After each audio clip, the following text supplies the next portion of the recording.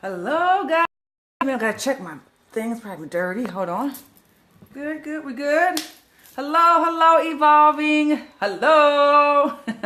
Hey, guys. Welcome, Miss Davis. Shalise. Hey, girl. How you doing? Good to see you. They're gonna take my glasses off because it's kind of hard for me to see tonight. Hey, Samila. Is it Samilas? Good to see you. Miss Robinson, everyone's coming in. Welcome, welcome to Marriage for Real. I got email, you guys. You've been, oh, thank you, Evolving. Email us. Hey, Miss Angie, email us.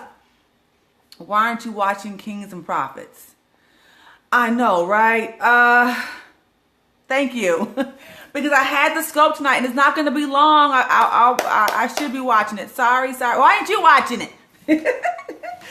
Good evening, you guys. Welcome to Marriage for Real. If you're new to us, oh, you are. Okay, well, it should be. I'm sorry. Hey, Natural Diva. I should be able to go back and watch it, but I did want to just check in with you all to pop in real quick. Hey, with lesson learned, because I think he's already. I'm sorry, you guys. I know we're kind of off. But I think Apostle Stevenson is already talking about it, because I've seen that he just kind of scoped about it. I think maybe he got on about 15 minutes ago. But I know I had to get my scope in for the night, because Dwayne was like, you got to scope tonight. So I'm okay, I'm scoping before I go to bed. So welcome to Marriage for Real. We're going to be on pretty quick. He said, I need God right away. I got to March the 30th. Well, Kimalani, I don't know what the situation is, but we know that he's a very present help. I can tell you that. And before we hop off, we will pray for you. So don't let me forget that. So for those who are just joining, I am Toy. I am one part of Marriage for Real. My husband Dwayne is off, and he's working right now, so he's not with me on tonight. So thank you, E. Brown, for inviting already. Thank you. But he's out working, but he may hop on here on tonight. So if you see Kapow School, that is going to be him. So usually he does like the introductions about, if you're on the Android, swipe right, or if you're going to, hey, Young Bala, hey, K King, thank you, Nikki. I think this is one of Sam Fine's collections, one of his reds for Fashion Fair, I believe it was. Anywho, hey. And so just kind of want to hop on real quick and say, if you're on an Android, I think you swipe up, or if you're on an iPad, swipe left to share, or iPod, you know what to do. Just invite. Thank you for inviting. So you guys know that on Saturday, yes, on an Android, swipe up, thank you, Evolving. And then on a iPhone, you swipe right, and just invite. If you think that this may be something that you or somebody might want to hear, just invite. No big deal. Be sure to give hearts. Thank you for our replay viewers for watching. You guys know I do not like doing this without my husband, but here we go. So you guys know that Dwayne and I just celebrated 21 years of marriage on March the 4th. Woo! Or you can click on the Perry guy to share. Did not know that, so you can share on the Perry guy. Thank you, Miss K. Thank you. Yes, we have been doing this with the help of the Lord for 21 years. Thank you. And so we have been through like just about everything in the past 21 years, and we kind of like do Marriage for Real because we want to help you guys get over some of the hurdles that you may be facing, because 9 times out of 10, we've been through it. Been married for 2 months. Well, congratulations to you. Well, congratulations. Marriage is a beautiful thing. It is a beautiful thing that God has ordained. It is still right. It is still honorable, and it's a blessing to many. Yes, congrats to you, Ms. Brown. And so we've learned some things in these last 21 years that I think that will kind of help you all. So I think on day 1, or our first lesson, I think we're talking about unity and how the power of unity. And I think the second thing we talked about was getting over it. I know, Claudette, but I'm real quick, you all. I'm a makeup artist, and I have done makeup for some important people, and nothing of my own glory.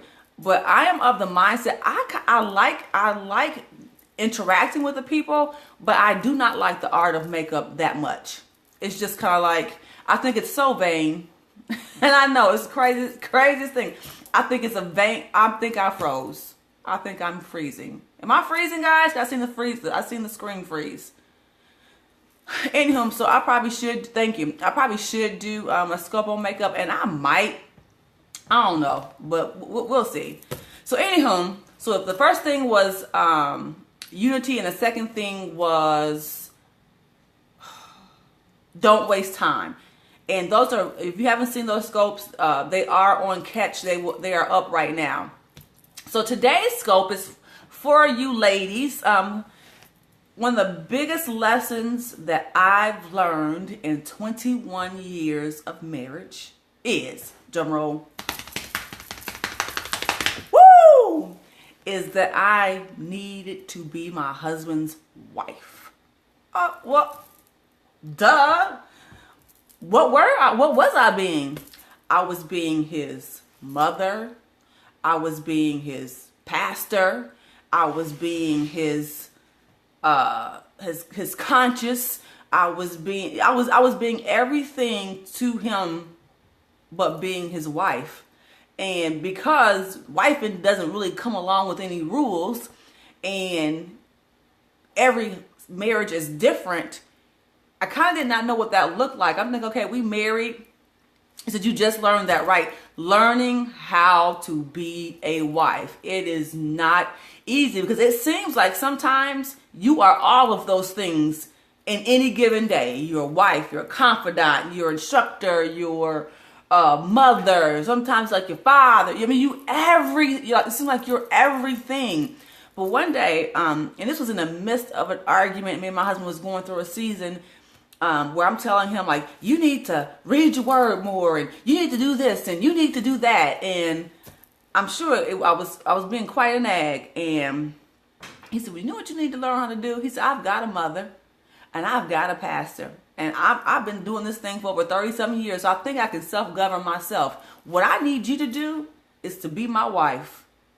Of course, I rolled my eyes at the moment, but in my head, I'm thinking, what the heck does that even look like? Like, that's not even something that I think I even focused on. I think once we got married, we just got into the throes of things, and I was doing and being what I thought that he needed me to be. But really, all your husband really needs you to be is his wife. And that's something that you as a woman, and maybe sit down with him, decide what that looks like.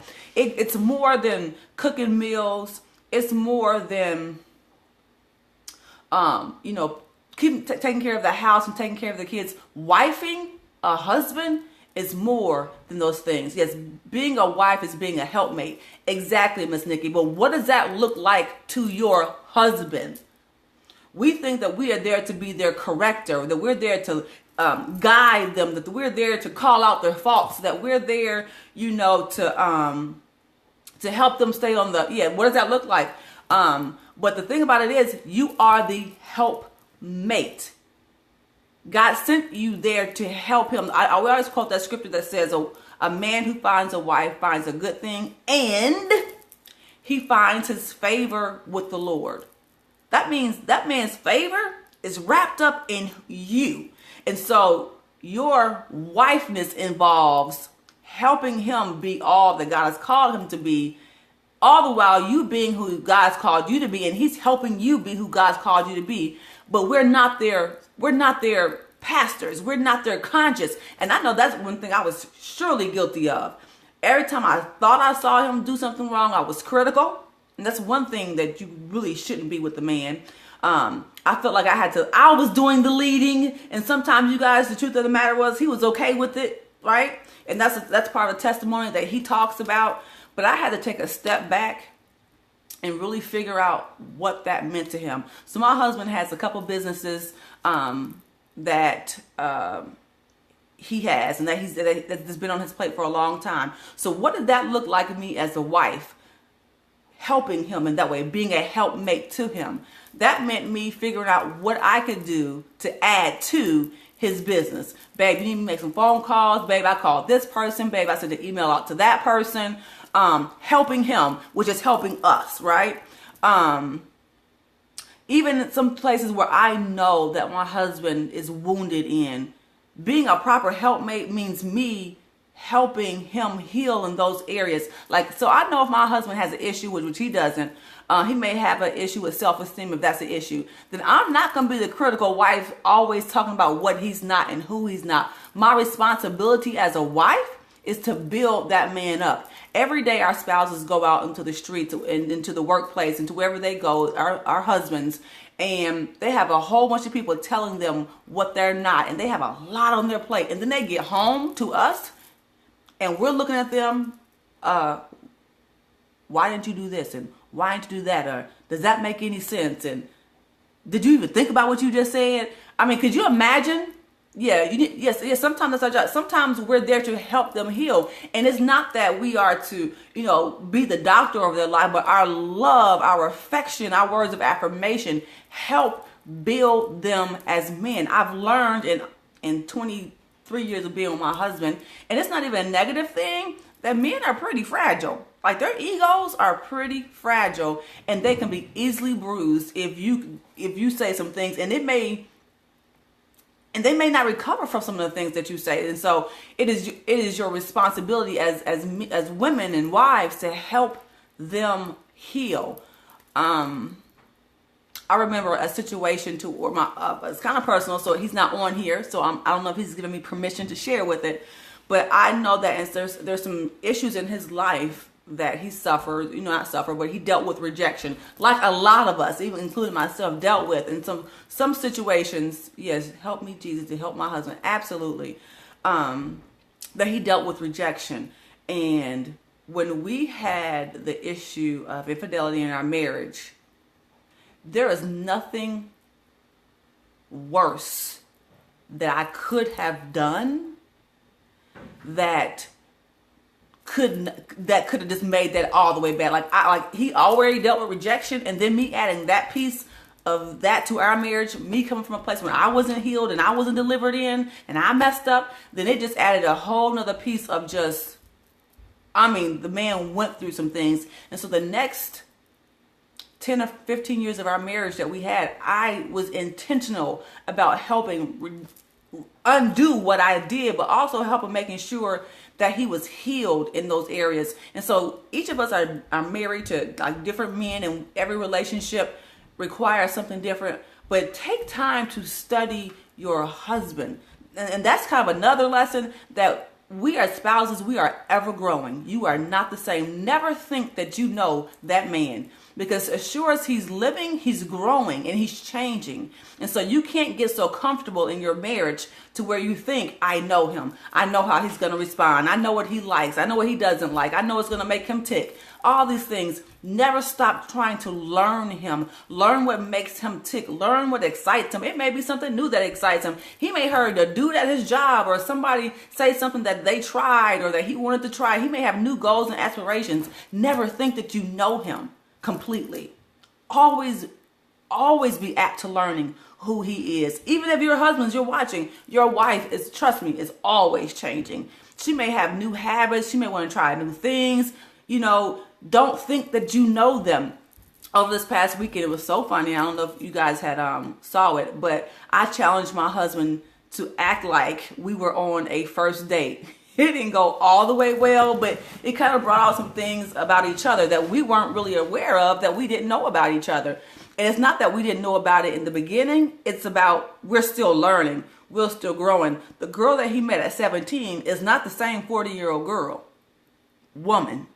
The same 17-year-old girl is not the same 40-year-old woman. I've learned some things. I've experienced some things. I've got new ambitions, new passions, and he can never get to the point to where he's comfortable to think that he knows me. But that's the same thing for me. I can never get to the point to where I think I know him all the way, to where I stop feeding into who he is and stop trying to learn him.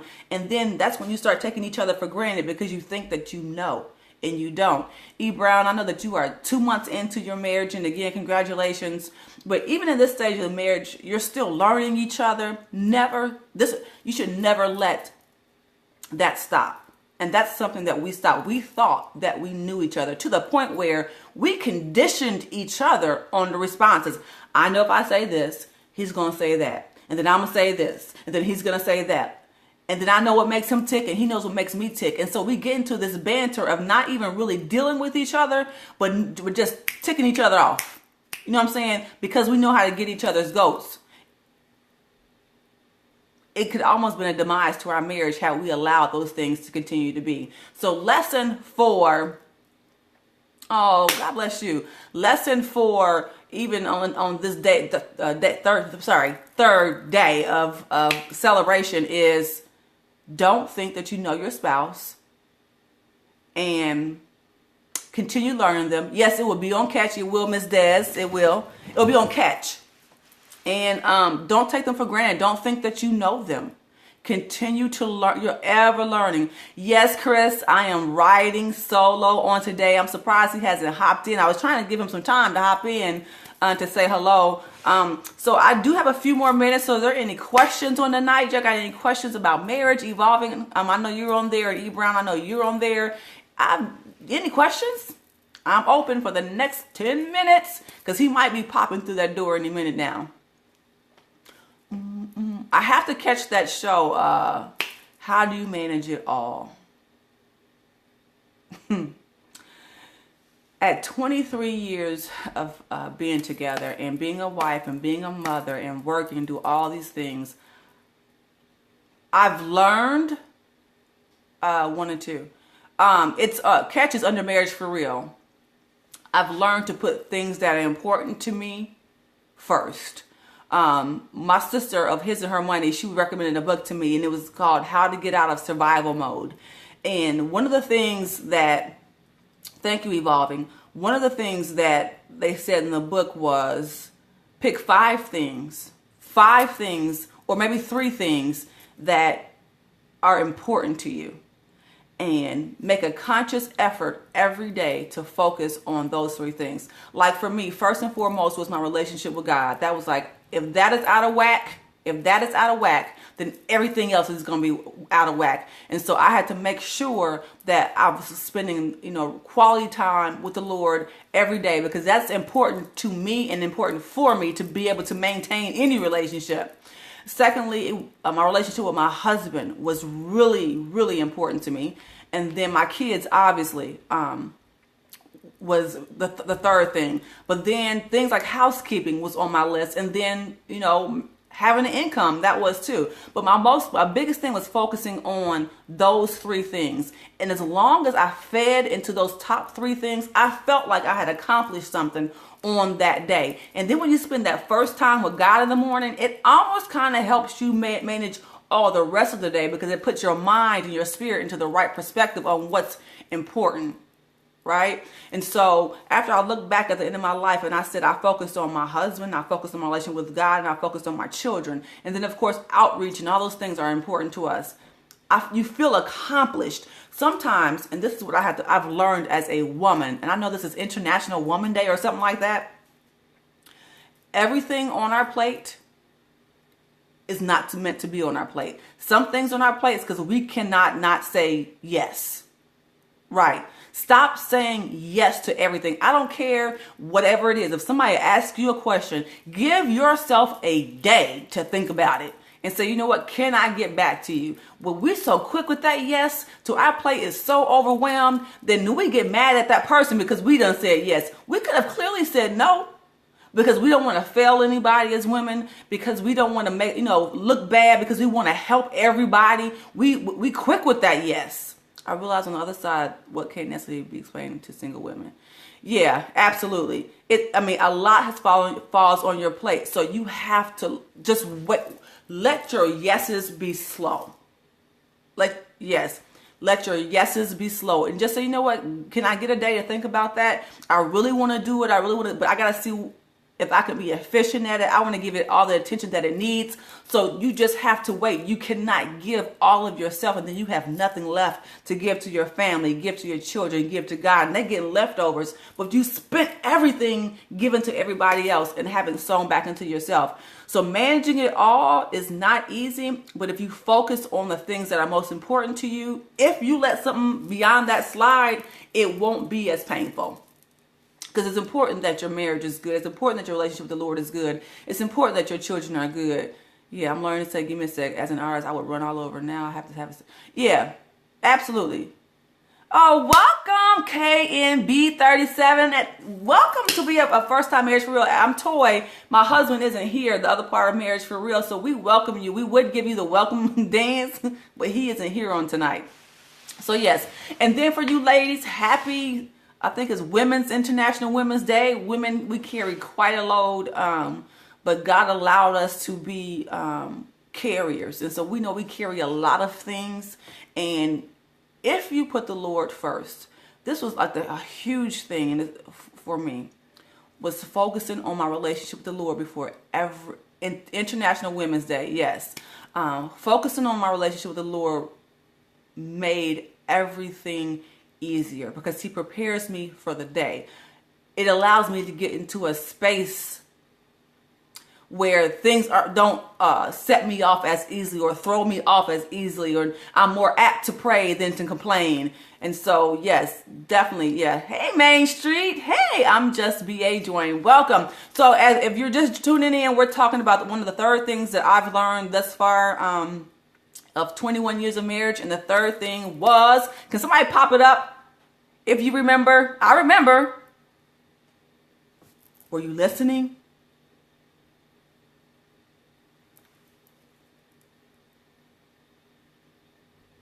Don't take your spouse for granted. Don't think that you know. That's okay. Don't think that you know them. Learn your spouse and how to be his wife. Absolutely. You got to learn how to be your spouse's wife. And it may look, and it looks different from everything. Main Street. Being your wife may look different from me being Dwayne's wife. Some of the needs that he may have in his life, you may not need, and vice versa. So we have to learn our spouses and learn to be, yes, he may need to help you. It's actually true. Learn your spouse. You have to.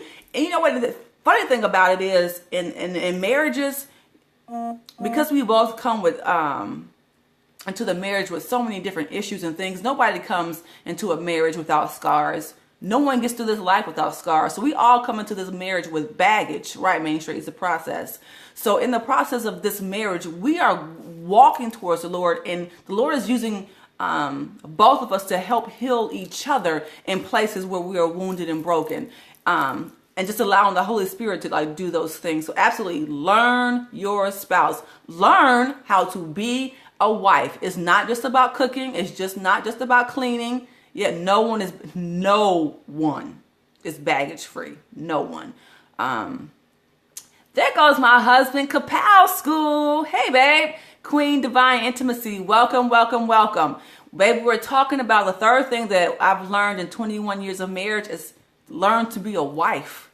As I was talking about how when you said that you got a pastor and you've got, well, at least have a carry on.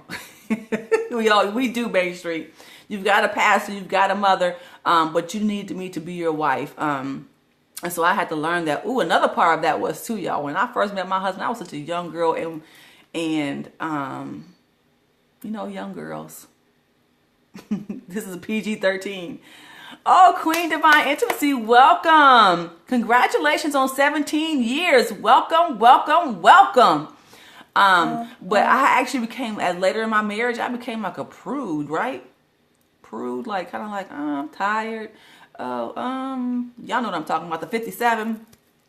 And he was like, girl, come on now. I know you saved and sanctified, but still, the marriage bed is undefiled. And so that's another part of learning to wife. And it may seem so natural, but when we learn that that's a huge part of who our spouses are, even though we may sometimes, I know some of us women have, stronger libidos than others, but that's a huge part of who they are. And it's a very necessary part of who they are that you said, oh my, I had no idea. Yes. That it has to be spoken to. It has to be.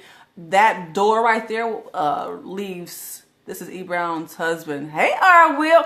Well, hi there. So you guys, nice to meet you too. My husband is on. He's usually, goodness, his show is yeah, it's, I learned the origin of 57 name. 57 here at Marriage for Real stands for sex, actually. So you learned the origin of 57. Okay, Main Street. Kapow. Oh, yes. You are so silly. He's so silly. So yes, I didn't realize how big of a issue or how big that is for men. And so even though, he's not an addict or anything, I'm telling y'all all my business. It's important that we speak to the whole complete person that is our spouse. They are natural and they are spirit. And as long as they walk in this flesh, we're going to have to speak to that flesh. Yes, God teach. I know, right? I know. Hey, Naj, I know sometimes it's a little overwhelming. The minimum amount of time in a year. Well, I think that's different for everybody, Main Street. Hey, Naj, you didn't email me. I've been waiting on your email. But it's different for everybody. But never think that it's not a necessary part of marriage. It is a very, very necessary part of marriage, and you have to make time for it. You have to still make it exciting. You said pray for me. You still have to, you know what? And even as my husband, he would say some of these things sometimes. He's like, I know you love Jesus, and he's like, but we're not playing Fred Hammond in the bedroom. We not playing no Diane McCurkin in the bedroom. He's like, I so wish she was here, y'all. He's in no. I think he's having a hard time being on, and he's like, you still be romantic. You still that girl. Okay, all right. Yes, at Kapow School, yes. So it's important that you speak to the totality of who your husband is. Learn to be his wife. He doesn't need you to be his mother. He doesn't need you to be his pastor. He don't need you to be his conscience. He needs you to be his wife. And sometimes that may take for you and him to sit down and have a real honest conversation and ask him, what does he need? What does he need from you?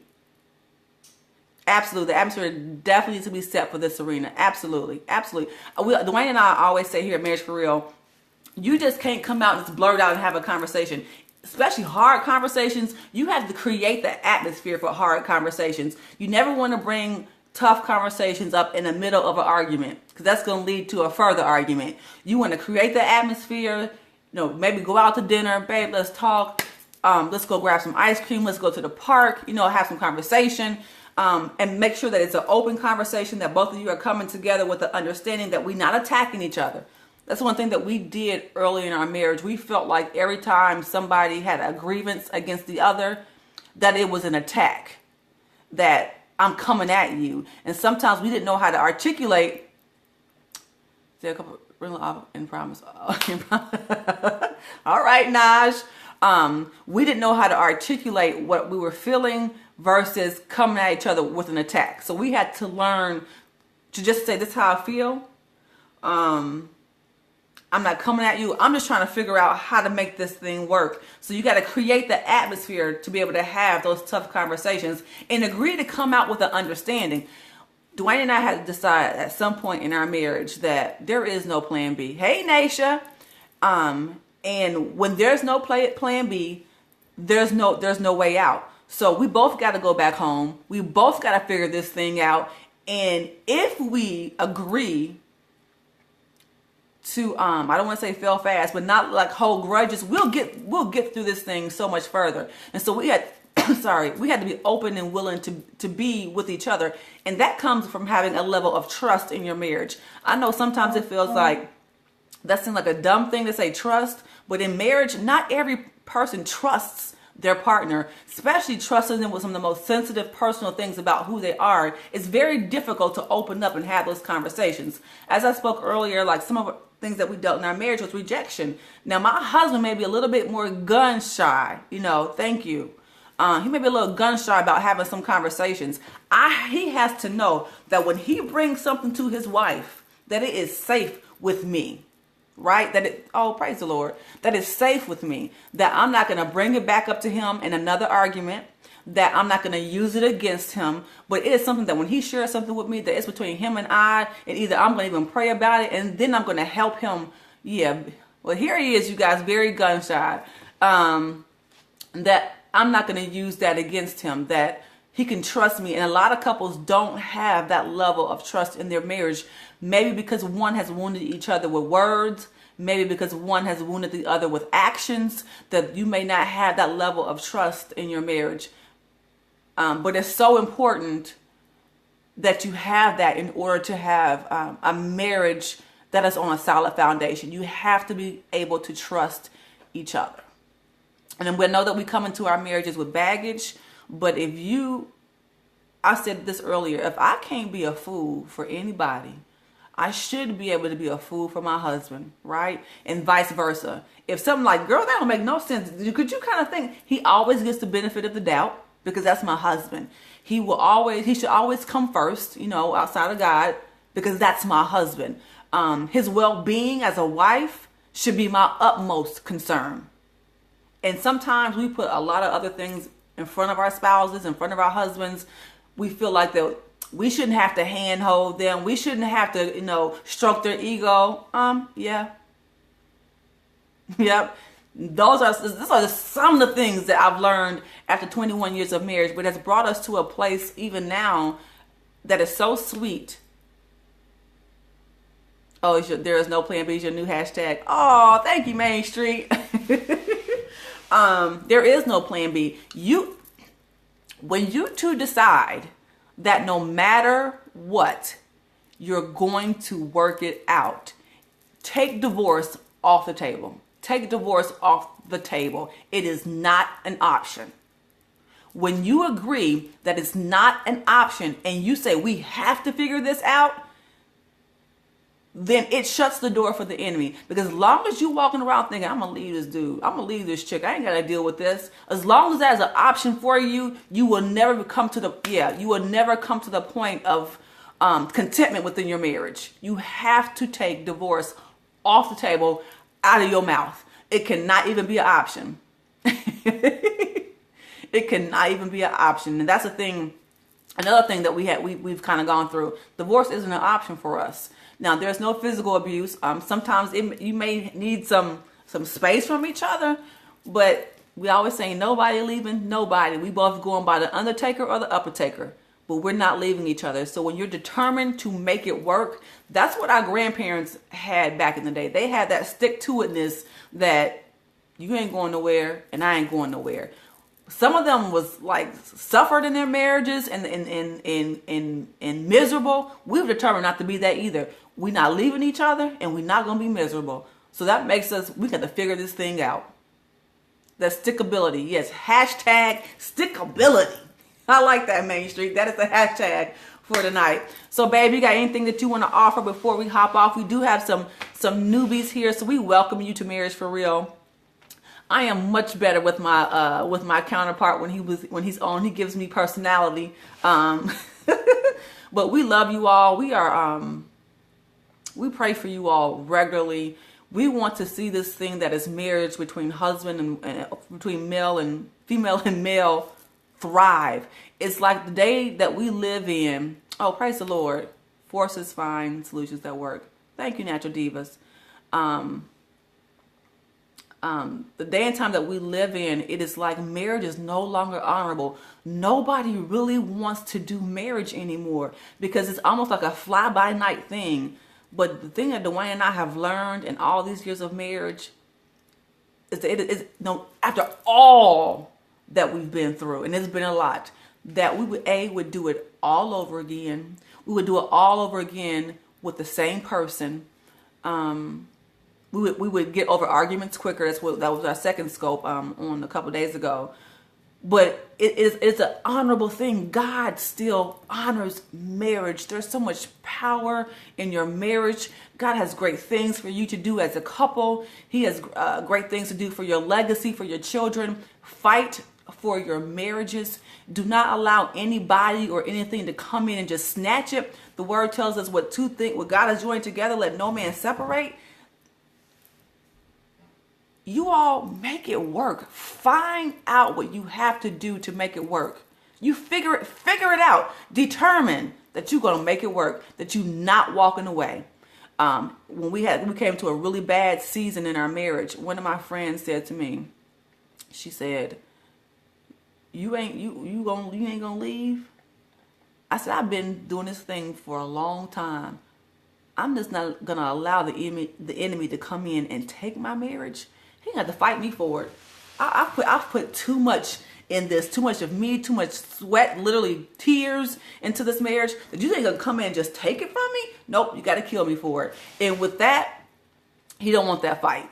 So we'll be back on maybe tomorrow, Dwayne and I, at some point, or maybe he'll be on with the fourth thing that we've learned in our marriage as of Marriage for Real. If you've heard something that has blessed you, please press those 7s on the screen and let us know that you were blessed by something that you heard. Again, if you know someone who, thank you, who will be blessed by this, follow us. If you're out there lurking and say, I'm not quite sure I'm going to follow them or not, follow us. We're really fun people.